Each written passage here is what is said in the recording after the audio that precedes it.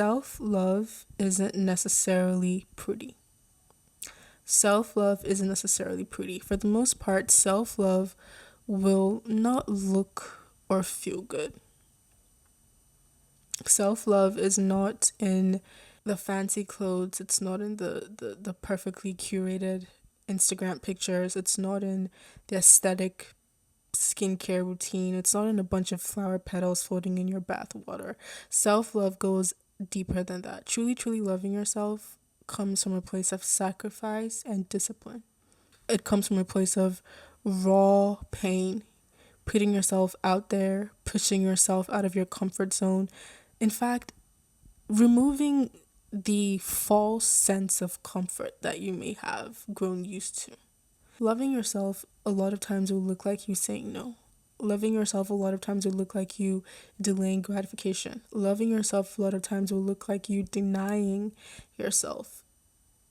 Choosing to be in pain now so that you don't have to be in pain forever. Choosing discomfort now so that you can have an assurance of comfort in the future. What does the Bible say about discipline? It tells us that no discipline is pleasant at the time, but that it bears like the peaceful fruit of righteousness for those who have been trained by it.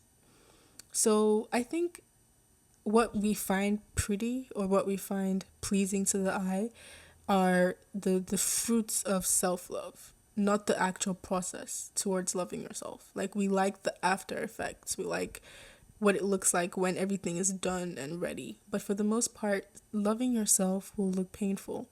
Loving yourself will be raw. Loving yourself will be a process that is uncomfortable and full of, so many things that you would not naturally prefer. No discipline is pleasant at the time. The way that you're going through a season of, truly loving yourself, especially through the route of sacrifice and discipline, is that it doesn't feel good. You're making decisions that you normally wouldn't make. You're making decisions that hurt. You're making decisions that don't feel nice. You're making decisions that take you out of your comfort zone. It tells us that no discipline feels pleasant at the time, but that it bears the peaceful fruit of righteousness for those who have been trained by it. And so I feel like for the most part, what we see and what we find pretty or pleasing to the eye is the fruits of actively loving yourself. But we don't really see like the process. And so for the most part, you loving yourself will not look pretty.